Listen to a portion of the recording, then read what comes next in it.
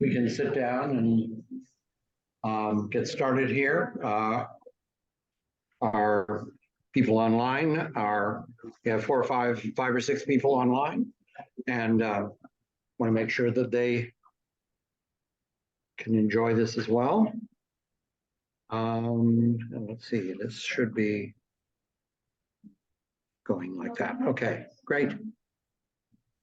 So first of all, let me just start by identifying the fact that we're going to we have a bunch of people online, and we also have people in the room. So if you're in the room and you're asking questions, we ask that you please wait and talk into a microphone so that okay, well, okay. So anyway, so let's make sure that the people who are in the room, if you wait for a microphone, and if you're on Zoom, please mute yourself when you're not asked to speak, when you're proceeding. Okay, so our agenda today, first of all, we'll start out with a little bit of what we've been doing the last little while. Our meeting today, first of all, we'll go through some reports. And then this is being December, we will actually do a election of directors for the club. We have to do that every year by our rules. And we have, when we get to that, we'll talk a little bit more about sort of the nature of the election itself. And then we'll segue to our featured presentation, which is a pre-recorded interview with our California Legislative Assembly person, Rebecca Bauer-Kane. And then after we've listened to that, we can have some discussion around that, maybe some things that we should think about doing or something of that sort. And then talk about our priorities for 2023, and then on to the future. So with that, in the last month or so, I think the primary, well, hasn't been a huge amount of action in terms of sustainable Rossmoor. We've spent some time obviously putting together this interview. Barry, did you have a meeting around the water conservation stuff or not? There has.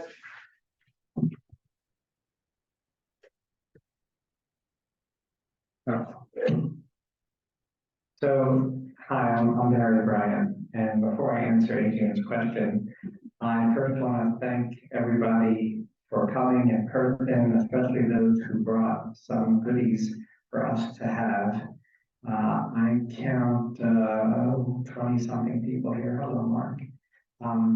And a lot of variety of good foods back there. So thank you so much. And Carol, thank you for bringing all of the regular utensils and compostable plates. So, so we were able to live our values. As far as your question on the future of water, there has been one or two meetings with the municipal districts, but I am scheduled to meet with Dwight on Thursday to get fully brought up to date. So once I'm fully brought up to date, especially if there's anything that we need to do as a group, I will let you know. Okay, good. Right. Thank you. And so with other than that, let's move on to the various reports here. So Paula, unfortunately, can't be with us. She is suffering from the flu, apparently. So we send her our best wishes, hoping she gets better soon. It is our club operates on a calendar year, so dues are due on at the beginning of every year, and at $20 a person. Last year we had, in 2019 we had 183 dues paying members fell off during the pandemic, but sort of climbed back up in 2021.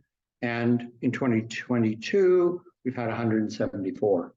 So hopefully everybody who's here will renew, and hopefully we can find people that are that have been part of the club in the past will also renew.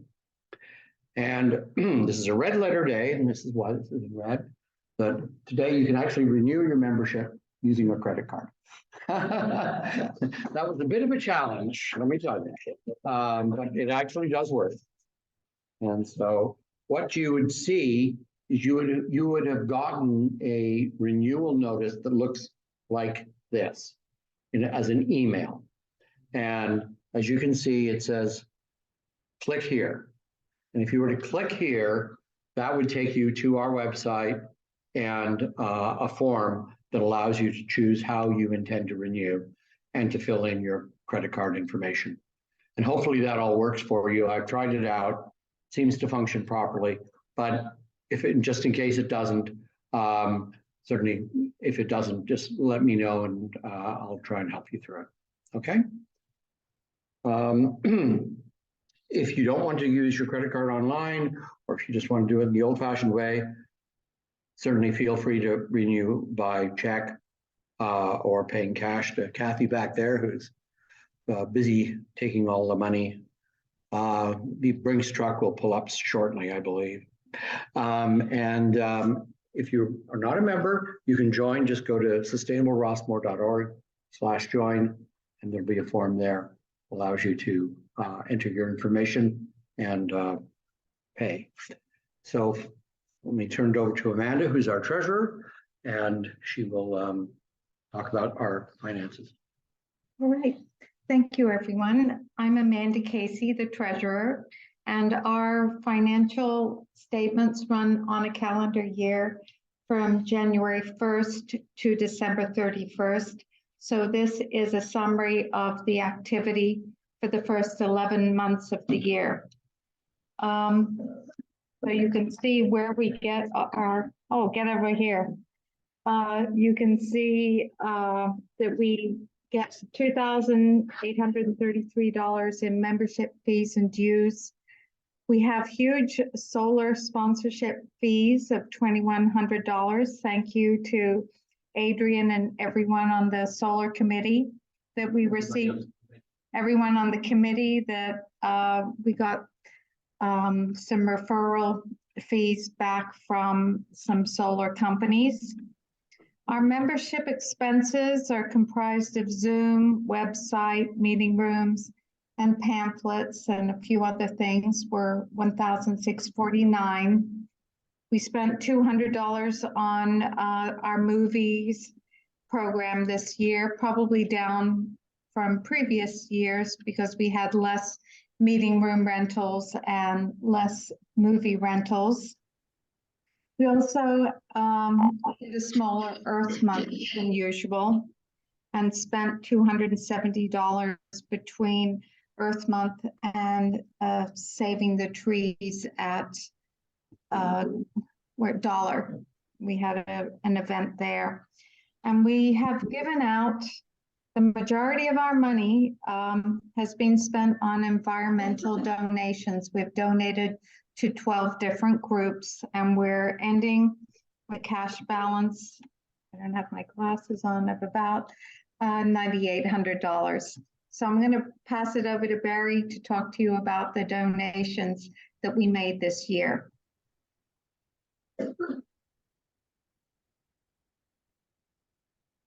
Thank you, Amanda.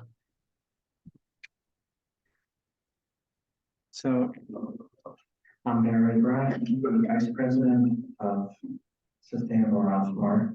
On the next slide here, we have a list that Amanda nicely prepared of where our donations went this year.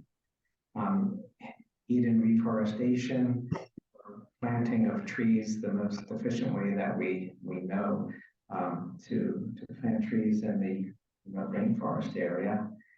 Sunflower Alliance is local.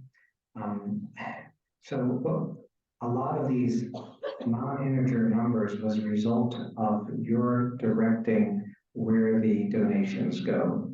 We had each of you have so many votes, and you could either put your 3 votes all to one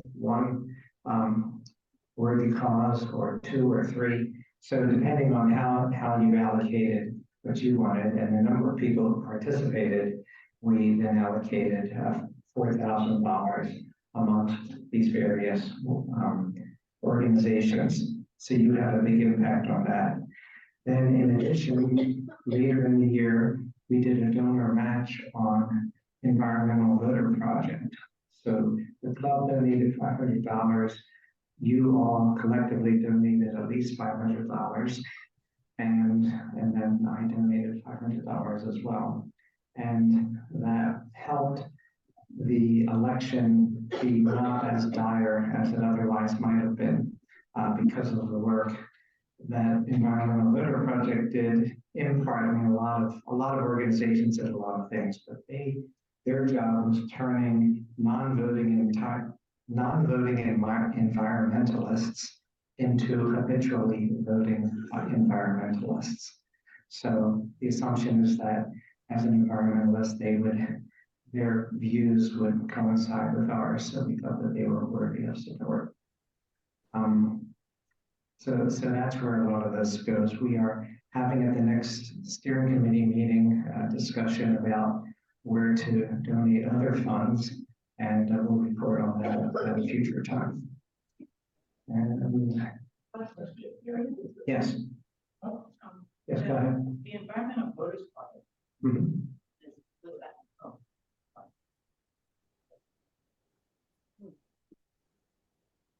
I have a quick question. The Environmental Voters Project, is that a tax deductible nonprofit, or is it a political organization? It's a 501c3. It is, okay, it's a 501c3. So it's all. So it is deductible. So it's all about voter participation as opposed to advocacy per se. That's correct. Okay. Sure. Other questions for? That's a great question. What's your name? I'm Susan here. I was very excited to put together a committee. I did that with the benefit of the other people in the room. Very good. Okay, I'm going to turn it back over to Adrian for the elections part. Unless you want someone else to run it. No. Okay. As I said earlier, one of the things that we do in December is the directors for the club. I believe there are 6. We have 6 on here. Anyway, that's correct. 6 elected, correct. Okay. We 3 of the directors, Amanda, Dave Casey, sitting in the back there, and Paul Erickson, who is now who was unable to attend tonight, are halfway in their 2-year term.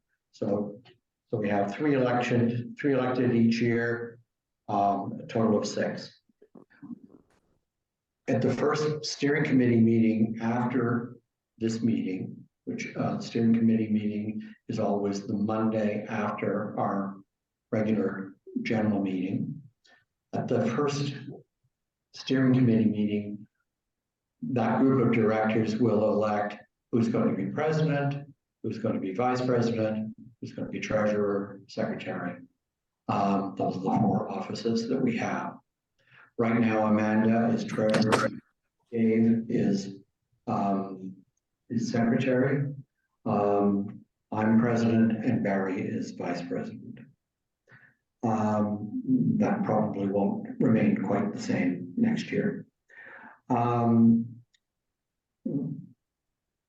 am running for a 2nd term as director, so is Barry. And Susan Harris has agreed to also run. I'm going to ask if there are any nominations from the floor for somebody who wishes to run for office as director. Online, do we have any, Barry? Anybody who wishes to nominate somebody?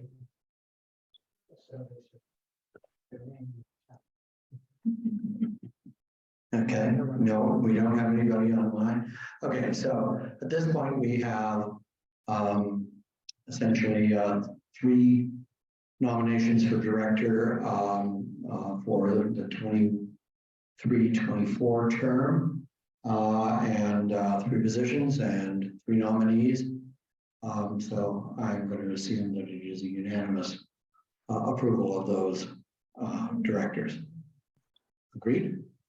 I'm not going to be run out of town on a rail for doing that. Okay, good. Thank you very much.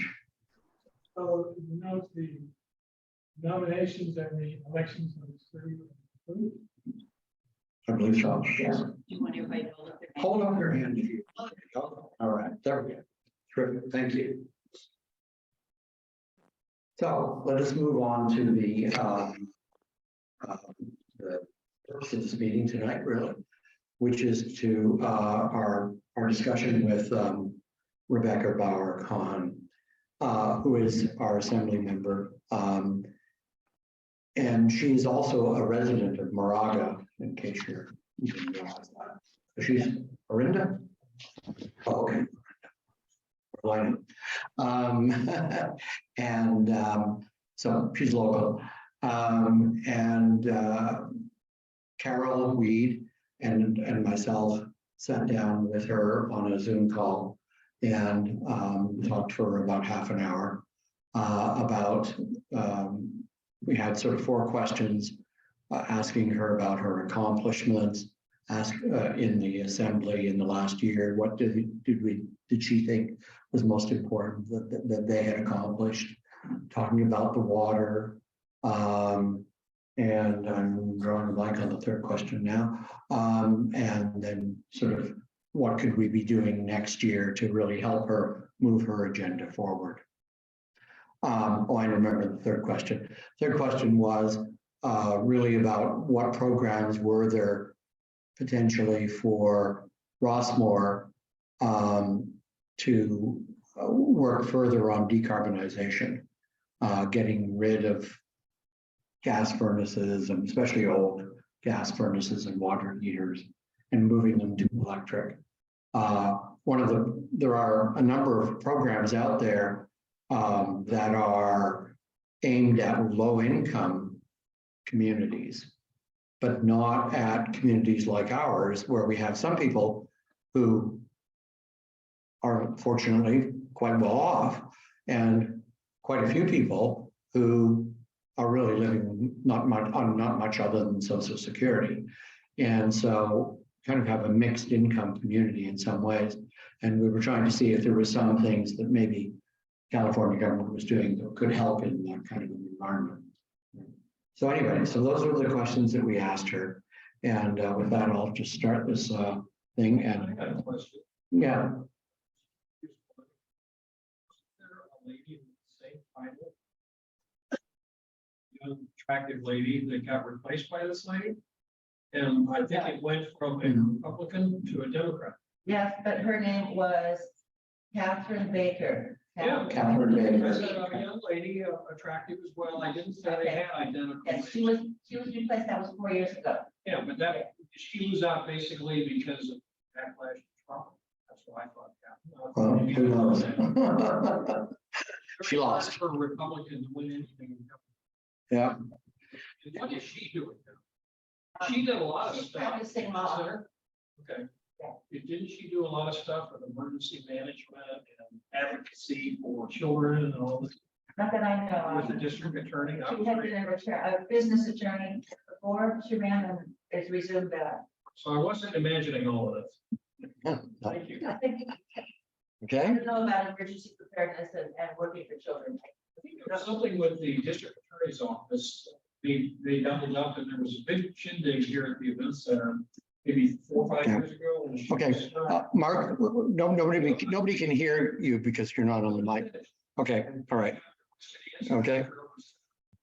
Okay, thank you. So first of all, what sustainability initiatives did you and the Assembly accomplish in the last session? Were there things that you were particularly proud of? Yeah, well, thank you for having me and for doing all that you do in Rossmoor for sustainability. It really is a powerhouse of the movement here in Contra Costa. So I'm grateful to all of you for what you do for sustainability, but I guess we're here to talk about what I've been doing. So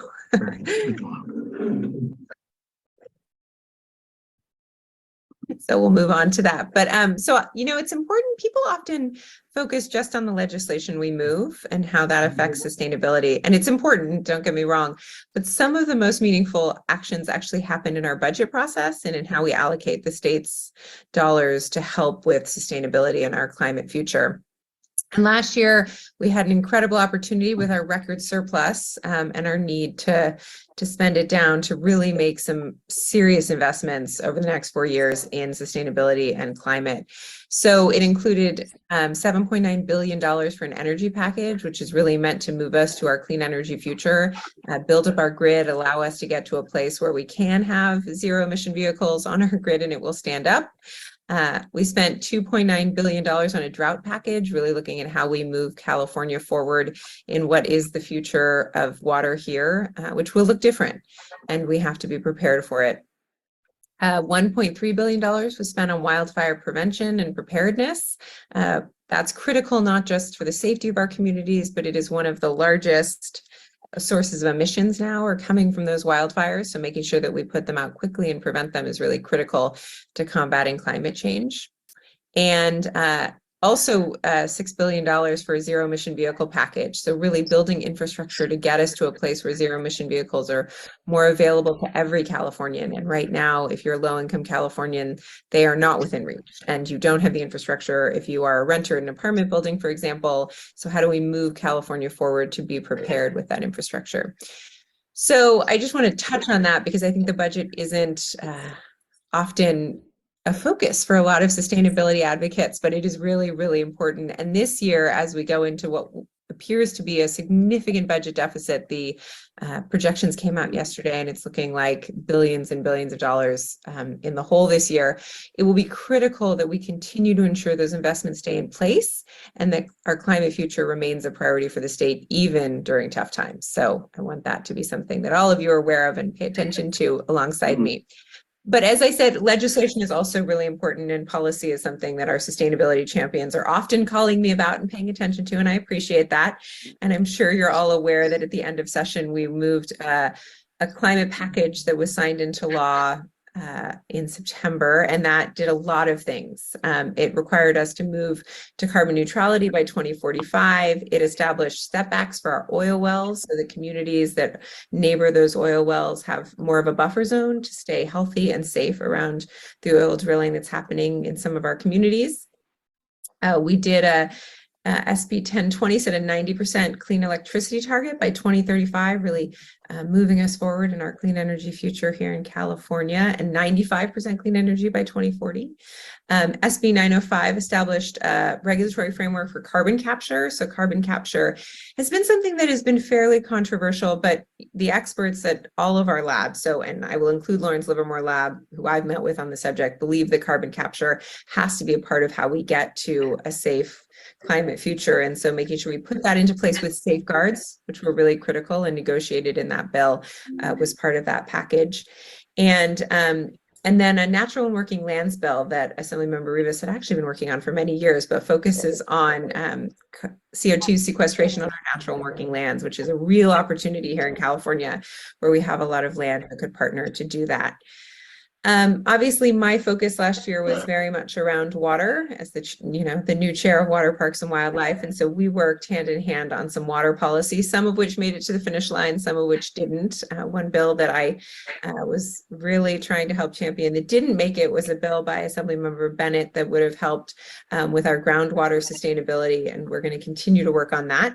But Senator Hertzberg did get a bill signed by the governor that deals with indoor residential water use and being really aggressive in our usage of it.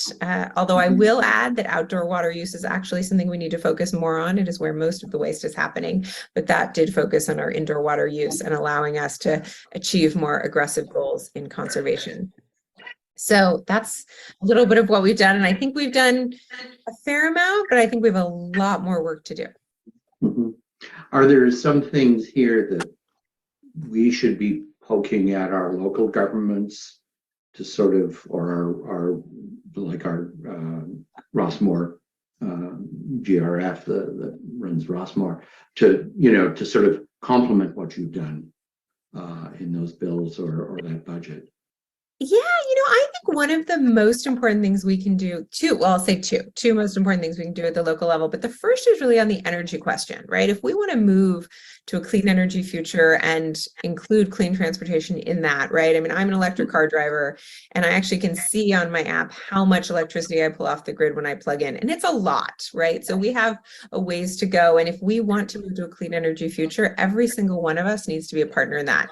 And I think that looking at Rossmoor and how we can incorporate solar into more what Rossmoor does, the more we get independent on our own usage of energy, the better off the grid is. So I actually think that pushing clean energy in your own community is a really, really important piece of this. And we have amazing agencies that are doing that across the district. East Bay Regional Park District is moving more and more to an independent energy future. For example, our schools are, my school is now completely on solar, although they need storage. So more and more entities are doing that. But again, the more we can move people off the grid and onto solar, the better off we are. And storage being a piece of that is really, really critical. And there, help is coming in that regard, but we need to make sure that we're pushing for that in every way. And then I'd say on water, and this is something that the Golden Rain Foundation has been talking to me about for years, is how do they get more water efficient? How does water recycling become a part of Rossmoor and the way that water is used in Rossmoor? And I think that we can all be partners in that. I'm a big opponent of non-functional turf, for example, right? So grass that nobody walks on. Why do we have that? It just uses water. Let's go to more sustainable plantings in those areas, which can be beautiful, as you all know. So again, just being really critical of our water usage, I think, is important. Mm-hmm. I have a question about, in follow-up of something you said about how important the budget investments are and defending those. Is there a way we can help with defending the investments in climate and sustainability that are in the budget currently? Yes. So the governor's January proposal will come out in January. So we'll see that soon. Estimates are that there'll be cuts, pretty significant cuts, and we'll know where those are in January. But that is really just his opening offer, right? And then the budget process allows for us to, then we sort of, he does a May revise, where he revises that, and then we come up, the budget is actually a legislative proposal. It is done by the legislature. Everyone talks about the governor's budget, but those are his proposals to the legislature who drafts the budget. And so when we find out what's happening in January, I think it'll be important to see what's happened with those climate investments. Have they been cut? Are they sustained? Are we continuing to make investments in that important infrastructure? And I think making sure that we are in communication with you about that, and then you advocate for it, both to the governor's office, but also to your local legislators and people across the strait, talking to your friends, call your legislators, tell them this is really important. So, but we'll know more in January when we see his proposal. Usually that sort of sets the tone and the direction, although the legislature has pushed back in many regards. At the beginning of the pandemic, when he suggested significant cuts to education, the legislature said absolutely not, and we were able to stop those. So there are times where he proposes something and we push back hard enough that those cuts do not come to pass. Okay. Going back to the electric vehicle thing, here at Rossmoor, we have a situation where approximately half the homes have attached garages. And so plugging in a battery electric vehicle is perfectly feasible.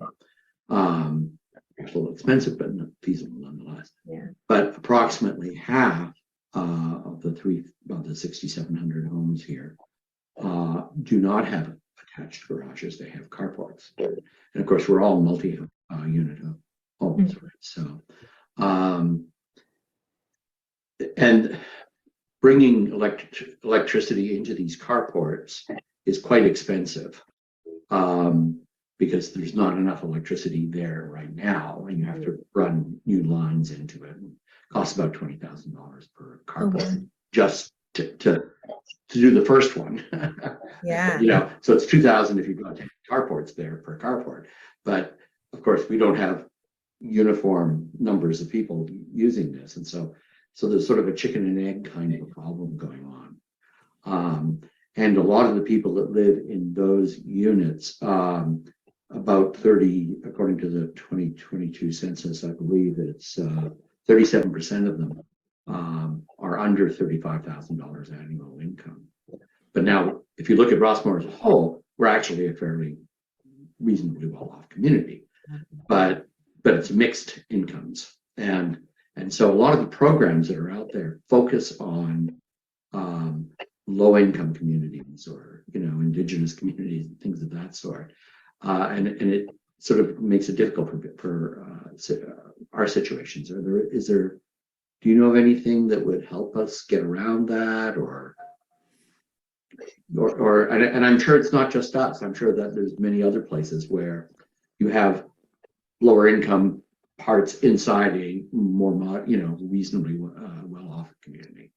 Yeah, and there are programs that help with low-income seniors qualify for things like weatherization and energy efficiency, the low-income home energy assistance program, but I don't believe it covers EV charging. I do know that at your event center and other places you have charging, but I've used that charging as an electric car driver, and it's actually not high speed, right? It's slow. No. And so that's hard to use. And so I do think that, when I talked about that significant investment we made as a state in EV infrastructure, part of what that is focused on is both, to be clear, hydrogen fueling stations, right? We think that that is some of our clean energy future is hydrogen cars, not just electric cars. So we're always technology neutral, but making sure that there is accessible high-speed charging is really, really important, because, I switched cars recently, electric cars, to a car with a much better high-speed charging network, and it was game-changing for me. Now I can stop, and in the same amount of time that I would have gone to fill up a gas station, I can get 100 miles on my car, and that is significantly improved from where I was with my old car. And so then you don't need to rely as much on home charging, right? If you can do it at the same time as filling up your gas tank in under 10 minutes, then most people have that time. So, it doesn't become as necessary to spend the $20,000 to get your own charger. But that infrastructure is coming, but I don't know that right now there's anything that is really expensive, because there are rebates to put in the charger. I used it when I put in my charger, but it was not that expensive, right? And it wasn't it wasn't that much money on the rebate to install the charger. So you've got that's $20,000 is a lot. And I think that we need to make sure we're providing the infrastructure so it's not an extra cost to homeowners. And that's like buying 2 cars at once, right? Mm-hmm. So, Yeah. So, obviously, drought has been a big problem in our area as well as everywhere else. But one of the things we've discovered recently is that we don't have any recycled water here in Central Contra Costa. And there's a bit of an initiative now to try and get something going on that. Are there things that from the state that could help that? Are there ways that you could be leaning on eBay mud and Central Sand? What could we do there to make recycled water here a reality? Yeah, and it's such a good question, because I know Carol was at the recycled water conversation. No, unfortunately, You gave a great overview, by the way. We're waiting for the recording to be able to share it, but it was terrific. Thank you. And that was great. I was so happy that Golden Rain and Rossmoor was doing that, talking about recycled water and drought. It's so important. And then I was actually just 2 days ago with someone from the Central Sand Board who was saying she really appreciated it and she agrees they need to work more on recycled water. And it's true, because the acre foot cost of recycled water is significantly less than desalination. People like to talk about desal, but it's actually much more expensive than recycling our water. And so we really need to start focusing on recycled water. And traditionally recycled water has always been viewed as something for irrigation, but actually we're getting to a point where we can have potable recycled water, and it can be something that we drink and use in every way that we use all other water. So, you know, we are working on that. And actually the State Water Board is supposed to finalize the regulations for that next year, which hopefully will help move water recycling forward and make it more viable in all of our communities. I know that Los Angeles is really looking at their water agency, Met, is looking at a huge recycled water project in just this regard. And so we need that to happen, and it makes it more affordable the more that it's happening and the easier it is. And so the state is moving forward with those regulations and trying to make it more feasible for everybody. In August, the governor announced goals for recycled water. They weren't huge, but 800,000 acre feet by 2030 and 1.8 million acre feet by 2040. So it's, it's a step forward, putting goals out there for how much water we're going to recycle in California. And so we need to be pushing our local agencies, because it really is an important part of the all of the above approach to water, is recycling our own water in our backyard. What we use needs to go back into the system, and they can do it. And again, it's cheaper than desalination, and it is feasible and becoming more feasible as these regulations come out. So staying on top of it and making sure it's happening is, I think, the best thing that we can do, because, they need to be focused on not just the traditional ways that we got water running down our river and putting it into our taps, because that's changing. And so we've got to be more creative in making sure that we're pushing them to use all of these solutions and working as a state to fund them, but also ensuring that they're getting on the pathway to doing it, because it does take time. It's not going to happen overnight. Oh, yeah. And when people ask me, the more I learn about our drought future, do you believe that we're going to be okay? And the answer is yes. There are countries with much less water than California will have that do a much better job with it and are just fine. And, those countries are focused on these approaches, water recycling, desalination, and we need to be following in their footsteps. Mm-hmm.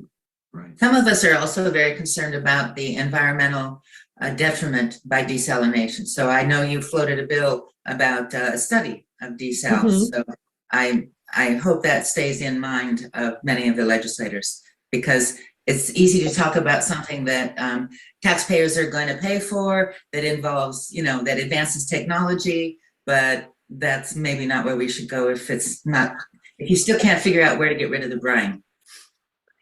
Yes, and it's interesting because the environmental impacts of it are different depending on what you're putting in, right? Ocean is different than, brackish water in the Delta. That's different than we are now desalinating groundwater that has saltwater intrusion, right? So each of those has different impacts on the environment. And to your point, getting rid of the brine is an important piece of it. And there is actually need for some of that, right? So the question is, can we, recycle it in meaningful ways and not just be putting it back into the environment, which to your point can be really problematic. So I think that was what our hope for the study was to figure out how that worked into our future in a sustainable way, and got held in appropriations, but we'll keep working on it. That's what I wanted to hear. Keep working on it. Good. So did I hear you correctly in saying that your committee this year will be working on, or this coming year, will be working on the regulations for recycling to potable? That's the water board. Yeah. That's the water board. State water board. Okay. So we can look for that to come out sometime in this year, and then that would give some certainty to the way eBay Mud and Central Sand could actually move forward on this kind of thing. Yeah, next year. Not in the next month. Not I'm already in 20. Okay, fair. Yeah. Okay, great. So are there particular sustainability initiatives you expect to tackle next year that are on your particular radar, or that you think the assembly will take up? Yeah, I think drought will stay top of mind. It was interesting in the past, wildfire has been the top issue when it comes to climate for Californians. This past year was drought. So I think those two issues remain top of mind. I just saw a note from, I think it was Confire, that wildfire season in Contra Costa is officially over, which is amazing news. I'll sleep better at night now. It's really the thing that keeps me up. So wildfire prevention will remain, I think, top of mind for us, as well as drought and how we move our infrastructure forward and continue to move to more sustainability through conservation and other measures. And, I think we did a lot when it came to the climate package at the end of the year, but because I'm an environmental champion, I don't think we did enough. And so, I think we will continue to look at how we get to a clean energy future. I think the energy bills didn't do enough to talk about dialing down our natural gas power plants, moving to, offshore wind is coming, which is really exciting. That's all getting underway. So there's a lot of clean energy coming our way. So how do we create the infrastructure to harness all that energy? It's going to take transmission to put more clean energy on the grid. So there's a lot of work to be done there as well. And I think that's really exciting. And California has huge opportunity, and the federal laws that have passed this past year, the infrastructure laws, really provide an opportunity for us to continue to lead in those spaces, which I think is incredible. And then, continuing to look at how we keep our planet clean. We're going to continue to look at microplastics in the water. PFAS, obviously, is something we continue to be concerned about. And we lost a bill last year on the governor's desk on that. So we'll continue to focus on that from a clean water perspective, clean air. We got to keep pushing forward with our transportation sector, ensuring that we're cleaning up our air and becoming as carbon neutral as possible, as quickly as possible. Mm-hmm. Apropos, the making more progress on renewable energy. 14, yes. No, wait a minute. It's okay. I'm not going to know which bill number is going to 19 minus 5 is 14. Cities in Contra Costa have MCE, clean energy. And unfortunately, Arinda, where you live, doesn't, and has been resisting it for 3 different assaults on the city council to try to get that done. Is there a way that the legislature can somehow increase the motivation of cities that haven't taken an action? It doesn't have to be, CCA, but taken an action to clean their part of the grid.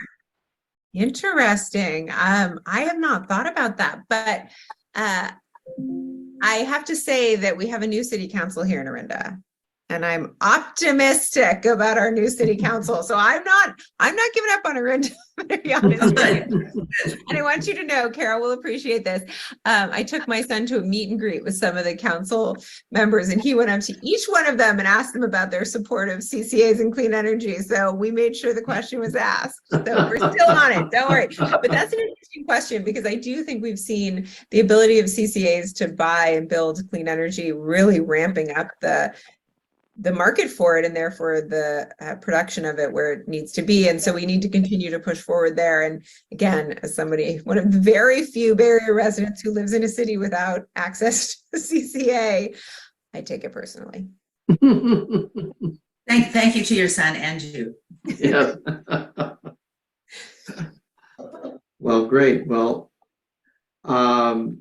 is there anything that you can think of to close? Is there anything you can think of that Sustainable Rossmoor particularly, or sort of the residents of Rossmoor in general, could be doing to help you move this stuff forward? What message would you like to leave us to close with? You are incredible partners in the work I do, and I couldn't be more grateful. And, at the state level, we're moving a lot of impactful policy that I think shapes not only California, but the nation as it relates to the climate future. But I don't want to forget what happens at the local level, because so much of the energy usage and daily infrastructure you use is actually happening locally, right? It's your city that's putting in that infrastructure and using it, and the county, et cetera. And so I do think staying engaged at every level of government, which I know you all are, is so, so critical. And, how I can best partner to support our local agencies in becoming more sustainable. But we do have, it was an election year, and we have new councils coming in the community, and I'm optimistic for what they have to offer. But watching our schools go green and having solar and, all of that is really, really important. And so continuing to remind people the value that our community puts on these climate and sustainability measures is really important. So keep doing it.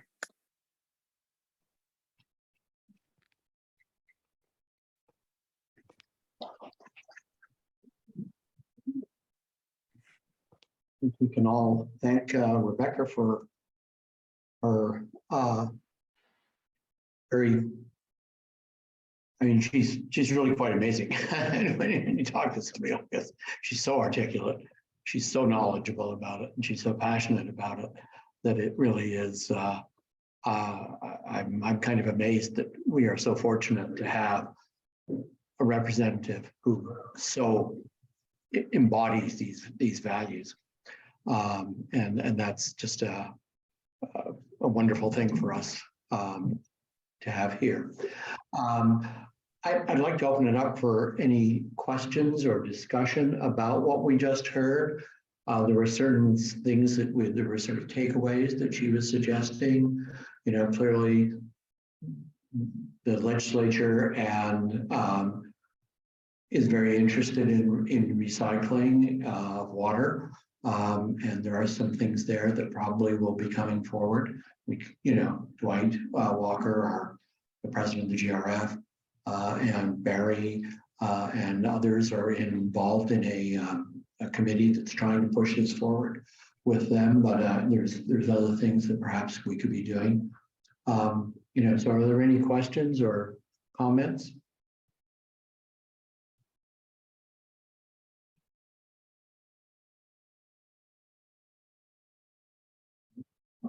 Thanks, Adrian. Dan Casey. I thought she said that they were going to come up with the specifications or regulations for recycled water in California. That's what I thought I heard them saying. Yeah.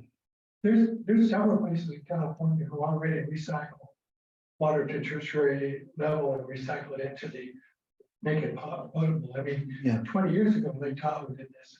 San Diego was doing it. Maybe there's other places. So Yeah. are the regulations not?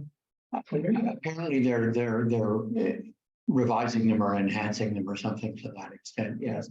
I don't know if you noticed, but at the beginning of the interview, there was a gentleman up on the top left-hand corner, Pablo, sorry, trying to blank on his last name. He's a staffer for Rebecca, and he's actually a water expert. I had the opportunity to talk to him while waiting for Rebecca to show up, and he worked on the state water board, and so I mean, so having Rebecca as our rep actually is like, okay, she's really working on this stuff. But it does mean that we should be definitely pushing to her, saying we want this type of thing. Barry? Yeah, Adrian, this is Barry Bryan. I have an additional comment on that. So Los Angeles and some other cities have taken the initiative to having direct recycling to potable water standards. That's not the state standard yet, but it will increasingly become that way.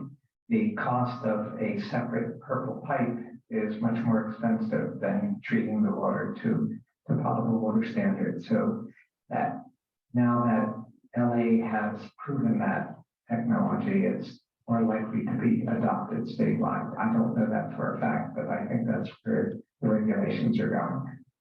Okay. Carol wanted to say something. I have several little bits of information to add on that issue, just because Can you people, stand here so people can see you? Thank you. Rebecca was appointed this summer to be chair of the Water Parks and Wildlife Committee in the Assembly.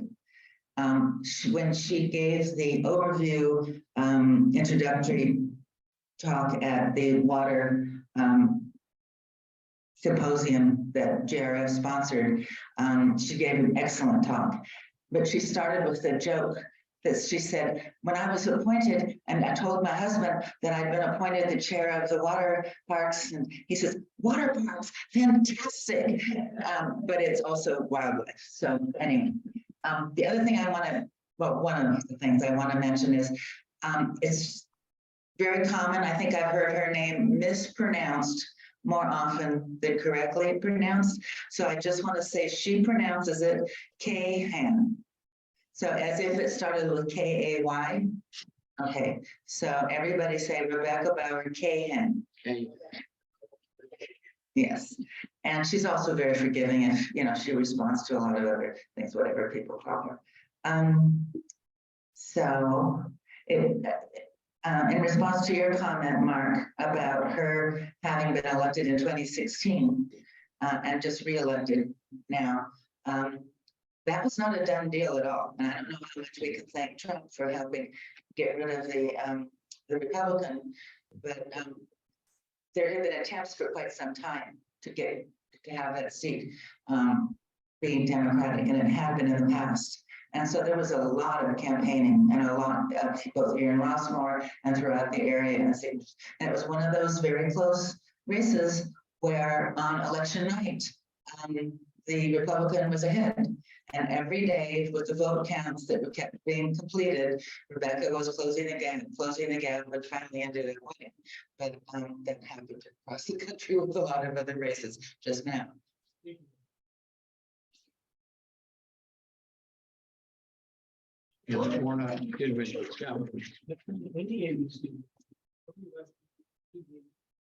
Declared. Oh, we're not one in Atlanta? Yeah. Oh, thank you.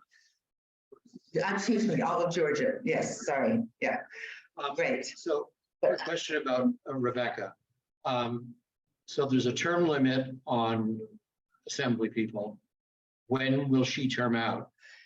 Not yet. She's only been in the assembly for 4 years, and now she's been reelected in November. The way that works is in assembly, you can only be there 12 years, and between and a lot of them choose to move over or run for Senate and are elected to be senators after a total of 12 years in either house. So it's 12 years in the assembly or the combination of assembly and Senate, should she choose to do that. So there's quite a few people turning out. One is our state senator Glazer is turning out in 2 years.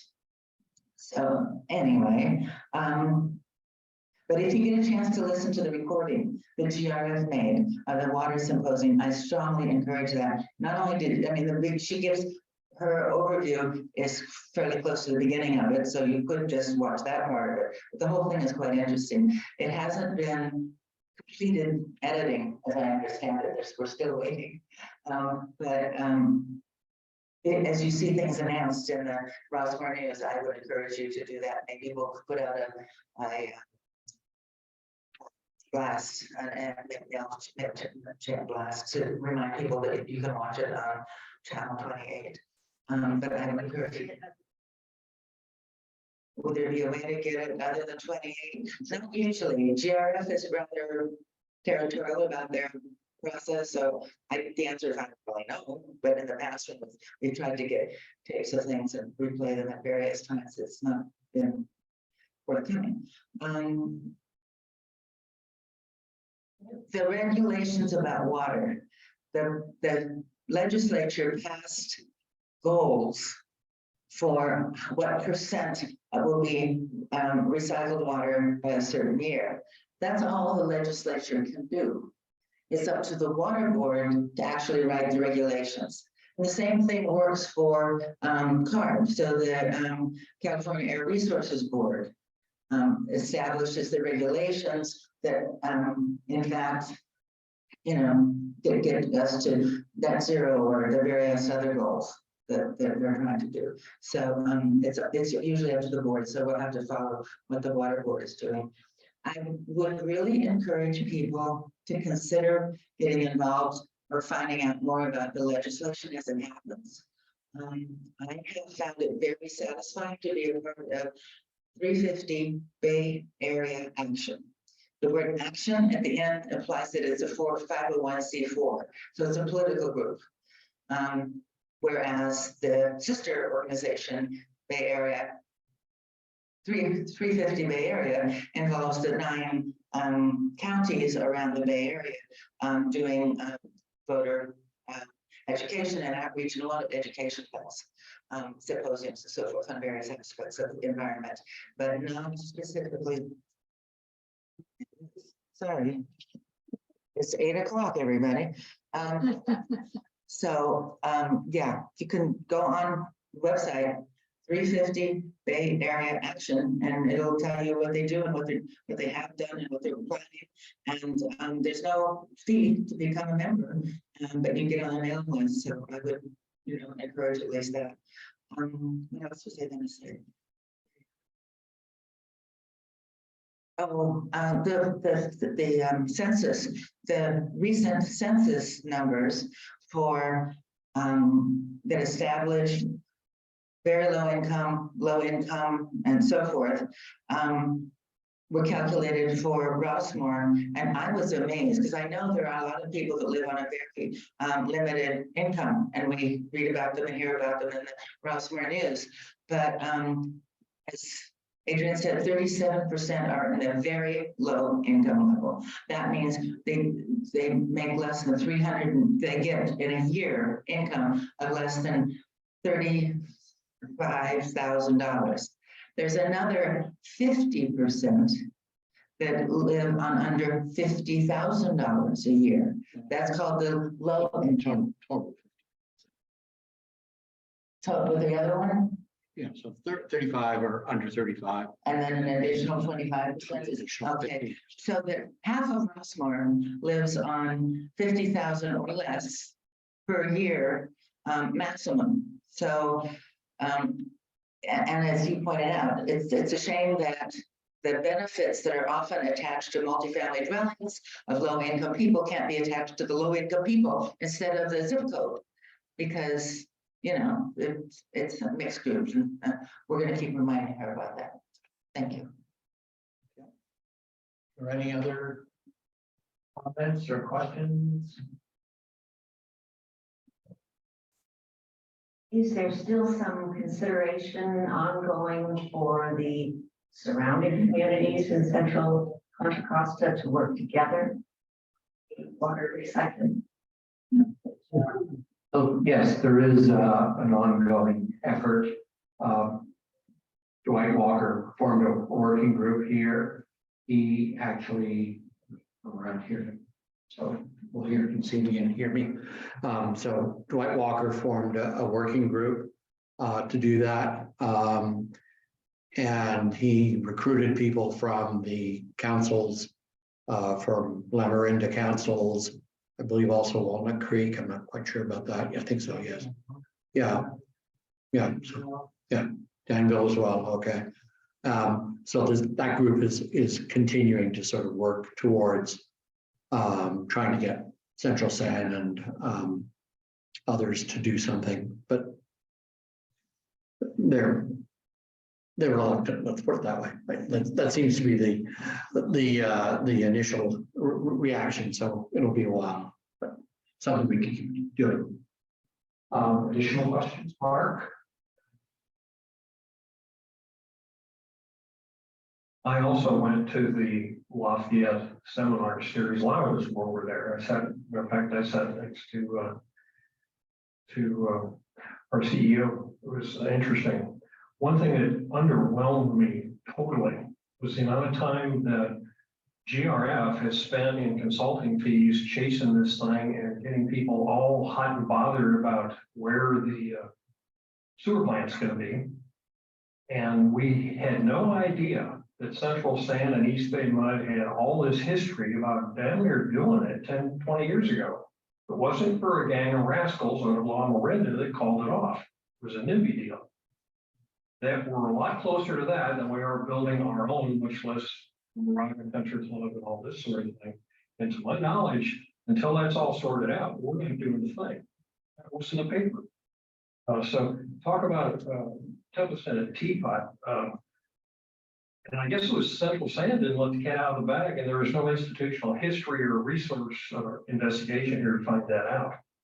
But there is an abandoned right of way all the way to Moraga Country Club for Martinez. That is, we don't know how much it's going to cost, but that probably for the area is the best solution. And I don't ever see a sewer plant going in here, which is quite the consternation in the newspaper. Entry you on? Sewer plant. Just, you can say this in the record and for me. I sat next to a guy who, I asked him, he gave me his card, he's on Diane Feinstein's staff. He was taking notes constantly, and he was on Diane Feinstein's staff. Oh, okay, yeah. So somebody was on Diane Feinstein's staff actually taking notes of that. Yeah, so it's clear that The sort of the lesson we can learn from this is that unless people here at Rossmoor, our citizens actually get to work at pushing Central Sand and eBay Mud to do something different, it will not happen. So this is something that we should really be paying attention to next year. So with that, I'm going to move to the next topic, which is next year. And Barry put this slide together, and apparently he's doing everything that's in purple. Is that right? And we're looking for volunteers for green and blue. Barry, do you want to talk to this?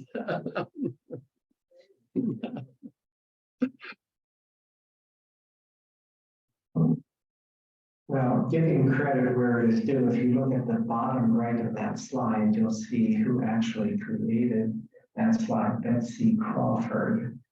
And this is from Project Drawdown. Project Drawdown is a study looking at all the different ways that we can reduce carbon in the atmosphere.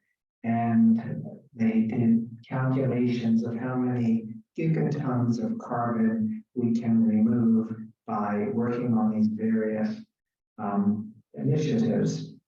So this is just one way that we can think about in fighting climate, what things we want to work on. This is grouped by subject, and purple includes foods and food-related things.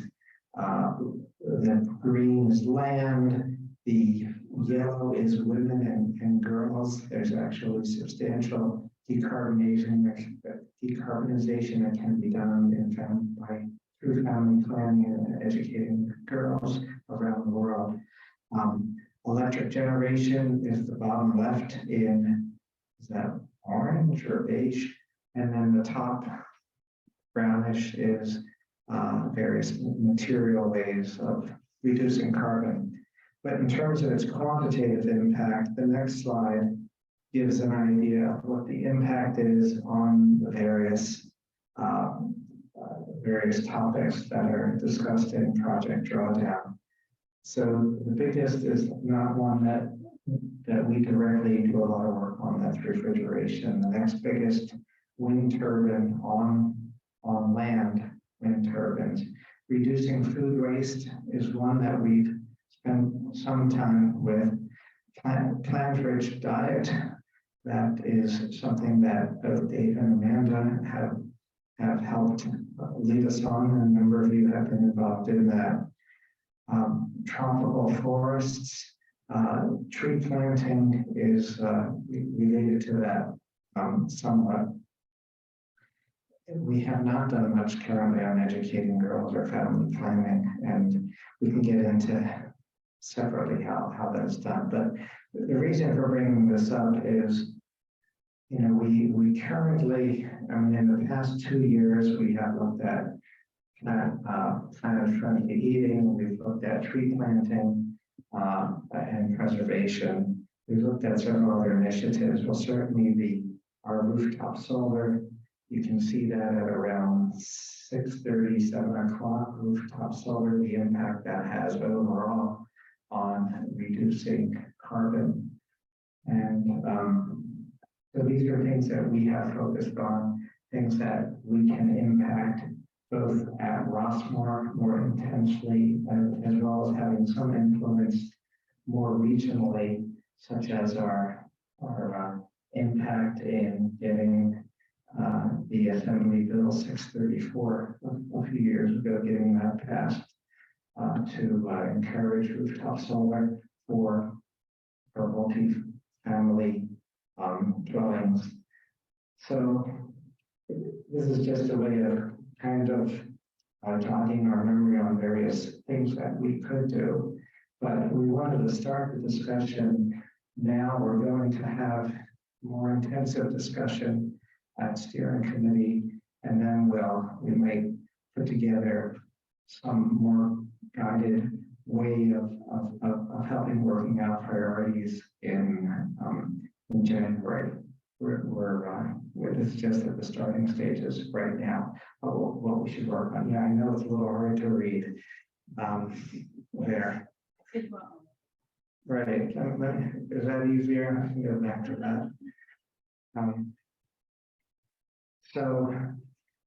So we just wanted to start the discussion and to see what people's thinking is. I'll start by mentioning that I've committed and I've talked to Adrian and Mark about forming an EV charging committee with the intent of examining what the current technologies and future technologies are so that we can make specific recommendations to GRF on what we should be doing. Should we, a year or so ago or two, we were thinking, gee, we need to upgrade the infrastructure on all of the carports, and we've evolved from that. And perhaps the right thing is to convert our level 2 chargers to superchargers. But there's other technology coming down the pike. And I know that another member, Al Davis, is reading up on a lot of these technologies, and he wants to assemble that and put together something and discuss it at a committee level so that we can make some recommendations here. So that's one thing that we're going to do as a club, to see if we can have a better handle on how we can handle EV charging. Carol, let me give you a microphone.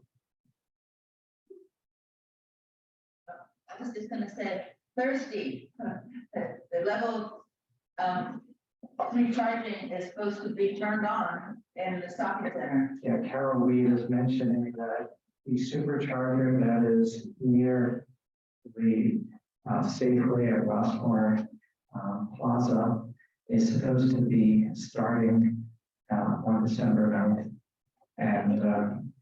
And I should also say, so I took delivery of a Tesla on Friday, this past Friday. And so the timing could be better for me to be able to charge at that supercharger. So I'm very excited about that. That was part of my question. That was part of my question, was how to, because that's going to come online right away. There also appears to be at least two. State your question completely. Okay.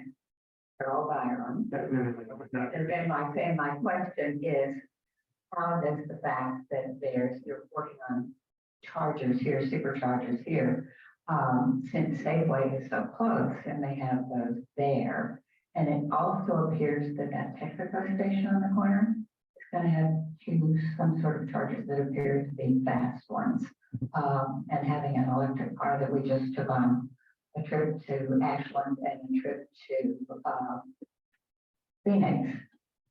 Electrify America and EVgo are like amazing. They're everywhere and it really charges quickly. So does that, having those in proximity, does that help? Oh, it helps a lot, and it changes the equation, it changes the answer. So we might conclude that there's enough infrastructure in there that we don't have to do anything, or we might have other recommendations. So it is a quickly moving target, and but that's a good thing. Yeah. Okay, Susan has a question.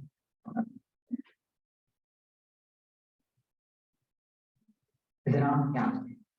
Yeah. Rebecca briefly alluded to storage in her remarks. She didn't say anything specific about what the legislature was doing, but I'm wondering, I mean, our initial plan, our initial ambitious plan for Rossmoor Solar included microgrid and storage.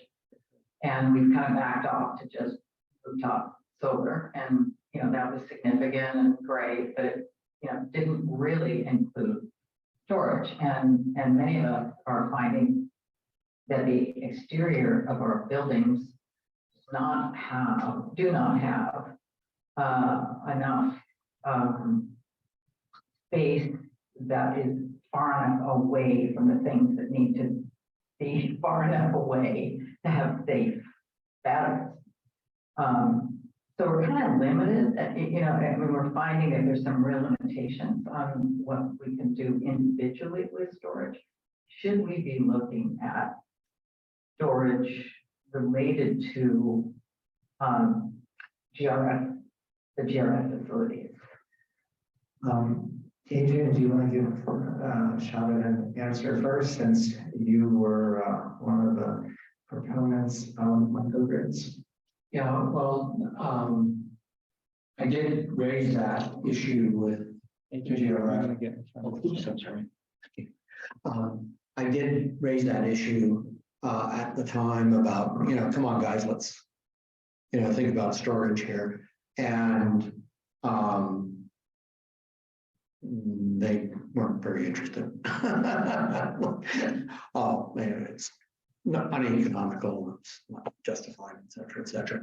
And so, so it's clear that, well, also the CPUC is about to, supposedly on December 15, is going to be making a decision about the new tariff for solar, for rooftop solar.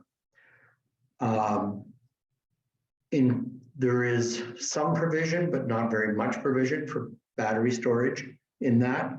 There really needs to be a much bigger storage component in that. And I don't know quite where they're going to come down. Well, and I doubt that they'll actually make a decision on December 15. So it's probably going to be a while before we actually sort of know what's the most appropriate thing. But I think it's something that we need to keep as a group, we need to be paying attention to, and that we should be focusing on and trying to figure out ways that we can actually make effective use of that, because that is really the opportunity going forward. Absolutely. Yeah. Carol has another question. You want to take our mic back to her? This is not instead of GRF committing to storage, but just to keep in mind for those that are still learning like me about storage and what it means. And the first question is, well, how long do you want to store it for? And usually it's overnight, period. And then you got to start over again the next day when the sun comes out, hopefully. So it's expensive, even that, let alone storing it for longer periods of time. But I do want to add that the California legislature last year, or this past year, tried to get a bill that didn't go anywhere to allow or to force the PUC to regulate or allow regulations that would allow EV to grid, so that everybody who has an EV has a battery. It's in the EV.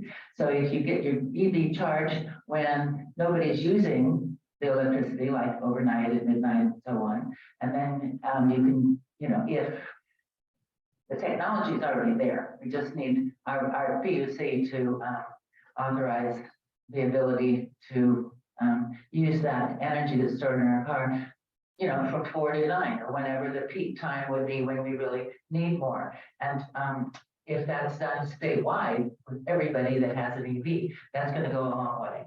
So Rebecca and others, she's on the energy committee, so she's not the chair of it, but she's on that committee, and others who are, you know, pushing that again. So hopefully it's one of the things we could lobby for. And I know Ford and PG&E have announced a program to actually do that. Where you can charge, where your EV can pump power back into the grid. Thanks, sir. This is Dave Casey again. Now, what we're trying to do here is maybe not dive quite so deeply into EV charging, storage issues, trying to decide what are the major areas that this group might want to approach in the next fiscal year, where we might want to put our donations and money and efforts that we make, whether with the legislature or with the Walnut Creek City Council or with local people here in Rossmoor. So just like to remind us that storage, maybe that's a thing. So now we have EV charging, we have storage. Is there some other things on this board that maybe we want to find a committee or put some money into? That's it. And Dave is saying is very true. I mean, certainly some of these things are sort of front of mind, but you know, clearly plant-based eating makes a difference. It's a huge thing. Recycling, etc., still makes a difference. So I think we need to spend some time thinking about this. Okay. Reducing food waste. Okay. Yeah. But the point is, we might want to be thinking over the next month before our next meeting.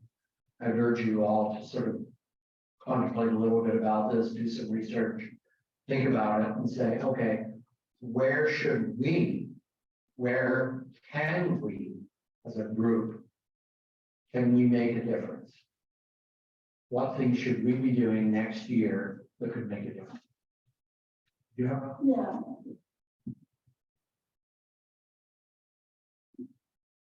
Yeah, I'm looking at the screen up there and you've got transport and you've got trains and cars and trucks, ships, airplanes, but you don't have buses.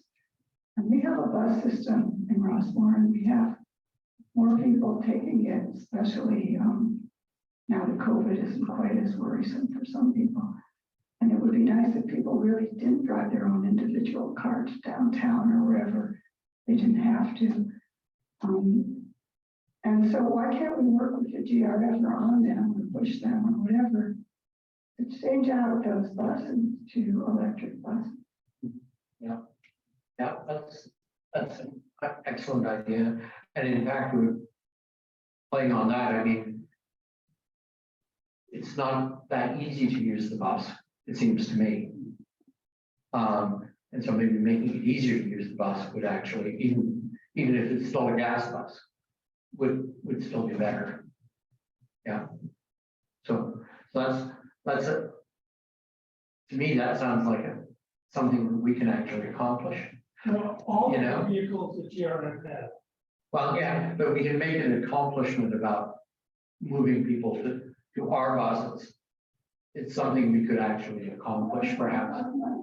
They'll have to have more routes to there, more buses, more routes. Yeah. Take more people, more convenient times. That's gonna cost more money. Mhm. Switching out to electric buses certainly costs more money. Yeah.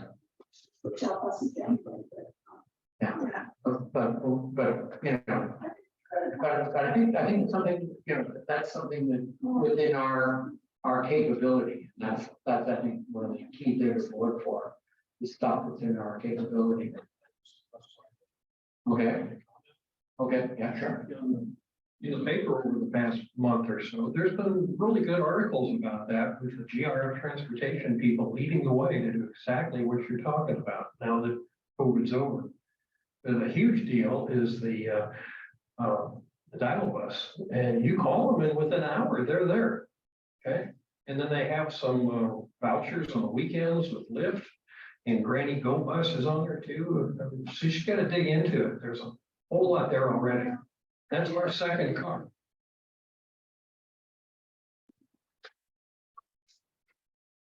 Get back to go wherever. You have to walk home because there's no bus around. I did actually walk home. But that was my back, but But yeah, I mean, I guess we don't go out after 6 p.m. And, well, they don't have any buses that will pick you up at 6 p.m. Yeah. From the Target or wherever. Where? Oh, Granny Go, I haven't tried that, no. They'll pick you up at any time. Interesting, I learned something. Yeah, so it's, yeah, so anyway, clearly there's things we can be doing locally that we should be doing, I think. And that's one of the things we need to focus on is. Okay, so I heard transportation, storage, and EV charging. Yeah. So far. Okay. Any other ideas, suggestions? Susan?